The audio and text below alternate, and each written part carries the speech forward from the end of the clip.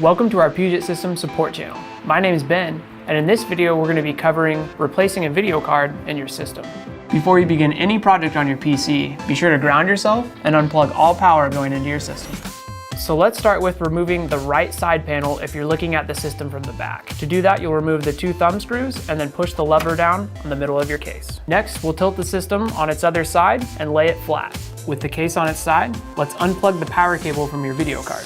To do that, you'll push the pins on the power cable and pull out. Next, using a Phillips head screwdriver, you're going to want to unscrew the thumb screws that are holding the card into the case. Now we're going to push down the PCIe tab, which releases your video card. With the tab pushed down, the video card should pull directly out. Next, we're going to replace with the new video card. You're going to line up the slots and then push firmly from above to lock it into place. Now we'll screw back in the thumb screws that we removed.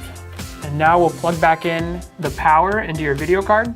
Note that the new video card that you're installing may require different power connectors. You can get these from your power supply, but if you don't have these, go ahead and contact us and we'll help you source them. Lastly, we're going to put the side panel back on, tighten up the thumb screws, and stand back up the case. If you have any further questions, be sure to reach out to our support team. Thanks for watching.